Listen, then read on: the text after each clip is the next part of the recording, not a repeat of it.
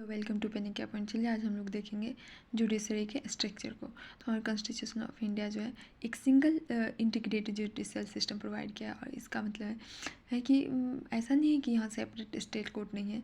हम other federal countries of the world के मुकाबले यहाँ भी है, यहाँ है इंडिया के पास सेपरेट स्टेट कोर्ट है।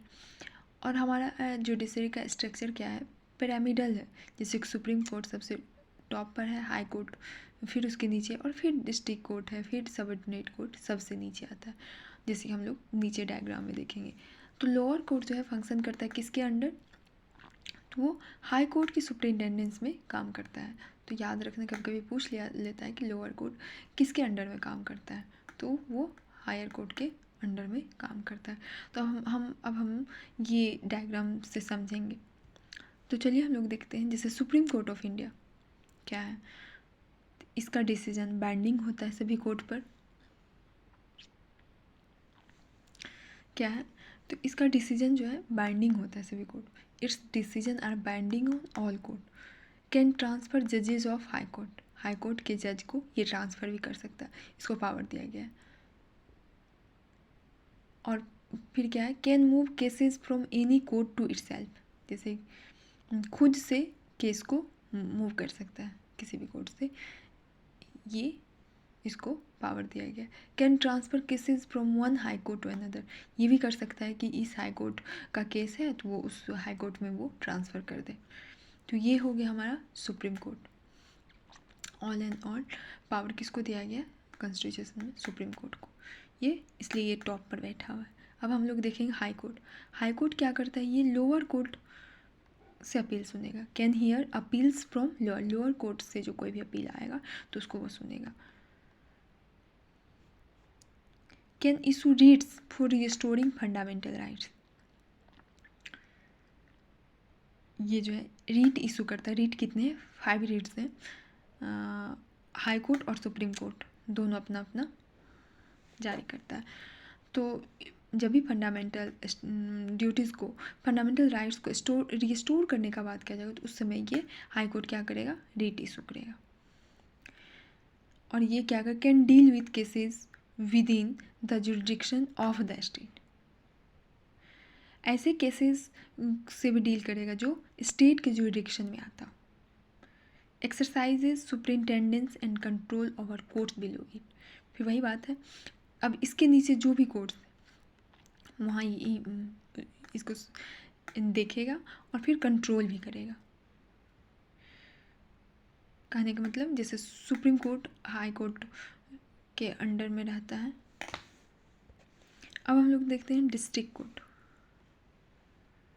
डिस्ट्रिक्ट कोर्ट देख लें, deals with cases arising in the district. District court क्या करे, जो भी हम जिला में डिस्ट्रिक्ट में जो केस अराइज होते हैं आते हैं उसको वो कौन देखेगा, डिस्ट्रिक्ट कोर्ट। कंसिडर्स अपील्स और on decisions given by lower court. जो भी लोअर कोर्ट के द्वारा अब जो भी डिसीजन दिया गया उसको उस पर वो उसको वो देखेगा, अपील कंसिडर करेगा। Decide cases involving serious criminal offence. जैसे अगर कोई भी बहुत ही सीरियस और क्रिमिनल ऑफेंस है तो उस पर भी, उस केस पे भी अपना डिसीजन दे सकता है, देगा। अब उसके बाद हम लोग देखते हैं सब ऑर्डिनेट कोर्ट।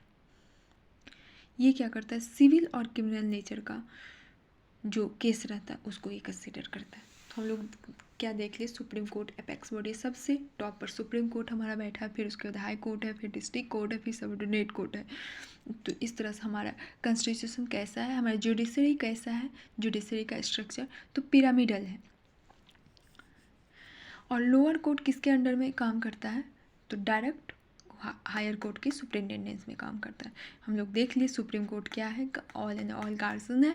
इसका डिसीजन बाइंडिंग है सभी कोर्ट पर, जितनी भी कोर्ट है, हाई कोर्ट, डिस्ट्रिक्ट कोर्ट और सबऑर्डिनेट कोर्ट। देख रहे हैं, ये हाई कोर्ट के जज को ट्रांसफ़र कर सकता है, इसको पावर रहता है।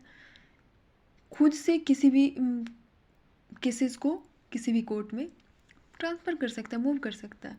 और फिर ये यहाँ है कि एक हाई कोर्ट का समझ मान लीजिए इस हाई कोर्ट के केस को उस दूसरे हाई कोर्ट में ट्रांसफ़र कर सकता है। अब हाई कोर्ट क्या करता है, ये लोअर कोर्ट के अपील को सुनता है, रीट इशू करता है जब भी हमारा फंडामेंटल राइट्स को रिस्टोर करने का बात किया जाता है। ऐसे भी केसेस को देखता है जो स्टेट की जुरिडिक्शन में आता हो, और फिर क्या करता है, जो भी उसके नीचे है जैसे डिस्ट्रिक्ट कोर्ट, वहाँ भी इसका कंट्रोल है और उसको फिर देखता भी है।